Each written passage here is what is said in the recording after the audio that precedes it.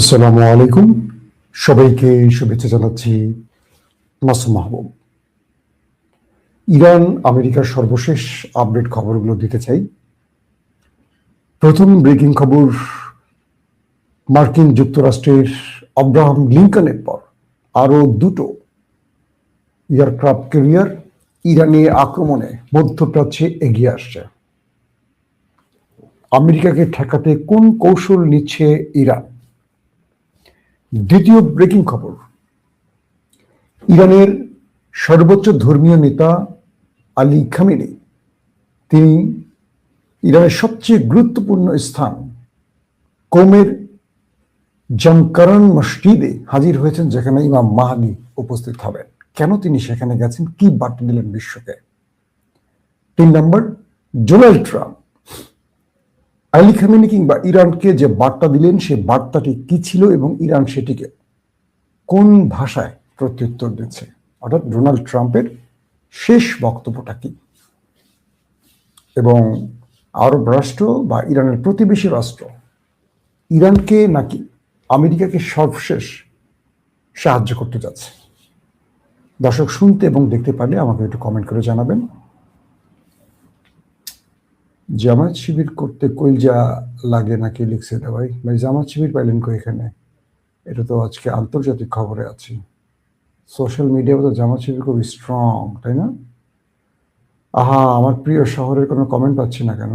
আসছে হিন্দুস্তান থেকে, আসছে comment, France, German, US, London. বাহ বাহ বাহ বাহ। তো আমার প্রিয় শহর কোথায়? গাজীপুর, সোহাগপুর, নাটোর। ওকে দর্শক, ইতালি থেকেও আসছে কমেন্ট। আমার প্রিয় শহর কোনটি কমেন্টে বলেন দেখি, কেউ বলতে পারেন কিনা? ওকে,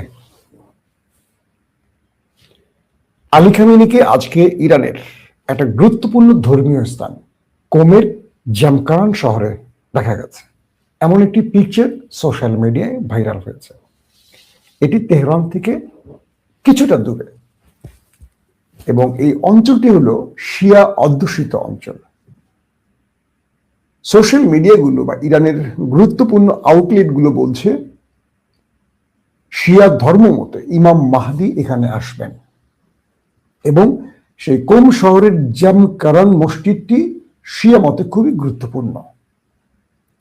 সেখানে যে স্ট্যাটাস বা যে বক্তব্যটি বলা হয়েছে, পুরো পৃথিবী তোমাদের হতে পারে হে আমেরিকা বা ইসরায়েল, আমাদের জন্য আমার আল্লাহ যথেষ্ট। কি দুর্দান্ত চমৎকার কথা! পুরো পৃথিবী তোমাদের হাতে থাকতে পারে, সকল শক্তি তোমাদের থাকতে পারে, সব তোমার পক্ষে থাকতে পারে, কিন্তু আমার আল্লাহ আমার জন্য যথেষ্ট। এটা কে বলছে? ইসলামিক প্রজাতন্ত্র ইরান। এই জামকারান মসজিদে কোরআন অধ্যয়নরত অবস্থায় আলী খামেনির একটি ছবি সোশ্যাল মিডিয়ায় দেয়া হয়েছে। তিনি কি আজকে গেছেন না আগে গেছেন, এই বিষয়টি স্পষ্ট করা হয়নি। ইরানের আউটলেটগুলো বলছে এখানে তিনি ইরানের জন্য, ইরানের জাতির জন্য, রাষ্ট্রের জন্য দোয়া করছেন। এই অঞ্চলটি আধ্যাত্মিকভাবে খুবই গুরুত্বপূর্ণ এবং এখান থেকে আল্লাহর নৈকট্যের জন্য প্রার্থনা করা হয়। যখনই ইরান কোনো ক্রুশিয়াল টাইমে পড়ে যায়, এখান থেকে ধর্মীয় স্কলাররা আল্লাহর কাছে প্রার্থনা করেন। এবার আলী খামেনিকে সেই কোমের জামকারানে দেখা গেছে। ইতিমধ্যে আমেরিকা ইরানকে উদ্দেশ্য করে বলেছে, আমরা ইরানে যে কোনো সময় আক্রমণ করব, তবে এই আক্রমণ থেকে ইরানকে বাঁচতে হলে কয়েকটি শর্ত ইরানকে দিচ্ছি। 1, পারমাণবিক প্রকল্প বন্ধ করতে হবে ইরানকে। দ্বিতীয়ত, ব্যালিস্টিক প্রোগ্রাম বন্ধ করতে হবে। পারমাণবিক, এরপর ব্যালিস্টিক। 3 নম্বর, পারমাণবিক ক্ষেত্রগুলো সব তো বন্ধ হবেই এবং ইরানের রেজিম চেঞ্জ ঘটাতে হবে, অর্থাৎ আলী খামেনি বা ইসলামিক প্রজাতন্ত্রের কোনো রাষ্ট্র ব্যবস্থা থাকবে না, এখানে নতুন কোনো সরকার ব্যবস্থা আসবে। প্রথমত এই 3টি শর্ত মিস্টার ডোনাল্ড ট্রাম্প ইরানকে ব্যাক চ্যানেলে ওমানের মাধ্যমে পৌঁছে দিয়েছে। আমি আবার স্মরণ করে দিচ্ছি আপনাদের, যদি আপনারা ভুল শোনেন। এক, পারমাণবিক প্রজেক্ট বন্ধ করতে হবে। দুই, ব্যালিস্টিক প্রোগ্রাম বন্ধ করতে হবে, যে ব্যালিস্টিক ক্ষেপণাস্ত্র এগুলো ধ্বংস করতে হবে, বন্ধ করতে হবে। তিন, এই ইসলামিক প্রজাতন্ত্র আর থাকবে না, এখানে নতুন সরকার ব্যবস্থা আসবে, রেজা শাহ পাহলভি হতে পারে, শেখ হাসিনা হতে পারে, আর এরকম। তো এই পরিস্থিতিতে ইরান বলছে আমাদের হাতে ট্রিগার, তোমরা আঘাত করলে আমরা ফিউ সেকেন্ড লস্ট করব, এর বেশি না, মিনিট না, ফিউ সেকেন্ড। যদি তোমরা ইরানে কোনো প্রকার আঘাত করো আমরা আর দেরি করব না। ইতিমধ্যে ইরানের ডিফেন্স পেজগুলো যে ছবি পিকচার করছে, দেখা যাচ্ছে সেখানে মার্কিন এয়ারক্রাফট ক্যারিয়ার আব্রাহাম লিঙ্কন সাগরের মাঝখানে, আর পুরো ইরানি বোট, ওয়াটার বোটগুলো সেটাকে ঘিরে রেখেছে। আমি ছবিটা একটু দেখাবার চেষ্টা করব কথার মধ্যে দিয়ে, যে সেটাকে পুরো ঘিরে ফেলেছে। আপনারা আবার মোবাইলের স্ক্রিনে দেখেন, আমি এখান থেকে দেখাবার চেষ্টা করছি আপনাদের। তো ইরান বলছে যে আমরা কোনোভাবেই আমেরিকাকে আমাদের দেশে আক্রমণ করে চলে যাওয়ার সুযোগ দেব না, এবং এইটুকু বলতে পারি যে আমেরিকার কোনো এয়ারক্রাফট ক্যারিয়ার এখান থেকে শেষ পর্যন্ত সুস্থভাবে ফিরে যেতে পারবে না। এখন এইটি বলছে কে? ইরান। আর ডোনাল্ড ট্রাম্প বলছে যে আমরা তোমাদেরকে সময় বেঁধে দিয়েছি, এই সময়ের মধ্যে তোমরা এই তিনটি শর্ত যে আমি উল্লেখ করলাম, এই তিনটি শর্ত মেনে নাও, নতুবা আমরা যে কোনো সময় ইরানে অ্যাটাক করে বসবো। এখন প্রশ্ন হলো, আমেরিকা ইরানের উপর চাপ প্রয়োগ করতে এই কথাটি বললো, নাকি সত্যিকার আমেরিকা ইরানে আঘাত করবে? এটা নিয়ে এখন বিভিন্ন মহলে বিভিন্ন প্রশ্ন আছে। আমি ছবিটা আপনাদের দেখাচ্ছি, আপনারা কি স্ক্রিনে দেখতে পাচ্ছেন কিনা দেখেন। দেখছেন সাগরে মার্কিন পতাকাবাহী আব্রাহাম লিঙ্কন জাহাজটি দাঁড়িয়ে আছে, চারদিকে শত শত ইরানি missile uploaded, rocket uploaded, machine gun uploaded water boat তাকে ঘিরে ফেলেছে। এই ছবিটি দিয়েছে কে? ইরানের ডিফেন্স সোশ্যাল মিডিয়া পেজ। বলছে যদি ইরানকে কোনোভাবে আক্রমণ করা হয়, ঠিক এইভাবেই আমেরিকার যুদ্ধ জাহাজ মানে ওয়ারশিপ বা এয়ারক্রাফট ক্যারিয়ারকে আমরা আটকে ফেলব, শত্রুকে এইভাবেই আমরা ঘিরে ফেলব। এই ছবিটি ইরানের ডিফেন্স পেজ থেকে দেয়া হয়েছে। এখন প্রশ্ন হলো, ইরানকে যে তিনটি শর্ত ডোনাল্ড ট্রাম্প দিলেন, তার উত্তরে আমেরিকা কি বলেছে, ইরান কি বলেছে? ইরান বলছে যে ইরান তার রাষ্ট্র সার্বভৌমত্ব এবং জনগণের ইচ্ছার উপর চলে, কোনো বিদেশি শক্তির উপর চলে না। যারা মনে করছেন যে ইরানকে ভয় দেখিয়ে, ইরানকে বাধ্য করে ইরানে কোনো পুতুল সরকার বসিয়ে দিয়ে দখল করবেন, তাদের সেই স্বপ্ন দিবা স্বপ্ন থাকবে। এবং ইরানের সর্বোচ্চ বাহিনীগুলোকে নির্দেশ দেয়া আছে শত্রুর আক্রমণ থেকে মোকাবেলায় যা করণীয় সেটা যেন তারা করে। 3 নাম্বার, মার্কিন প্রশাসনের এই মুহূর্তে টার্গেট কি? সামরিক বিশেষজ্ঞরা বলছেন মার্কিন যুক্তরাষ্ট্রের প্রথম টার্গেট, তারা ইরানের কয়েকটা লক্ষ্য বস্তুতে স্ট্রাইক চালাবে। এর মধ্যে প্রথম টার্গেট হবে আলী খামেনিকে শেষ করে দেয়া, দ্বিতীয় টার্গেট হবে ইরানের সেনা প্রধান, আইআরজিসি প্রধান, গোয়েন্দা প্রধান এবং নিউক্লিয়ার সাইটগুলোর যিনি প্রধান তাদেরকে শেষ করা, পুলিশ প্রধান সহ যতগুলো ইরানি মানে প্রোগ্রাম আছে বা গুরুত্বপূর্ণ সংস্থা আছে তার প্রধানকে শেষ করে দেয়া হলো আমেরিকার টার্গেট, এবং পরমাণু বিজ্ঞানীদেরকে শেষ করে দেয়া। তাই ইরানে সর্বোচ্চভাবে তাদেরকে নিরাপদ স্থানে রাখা হয়েছে এমন খবরও আসছে।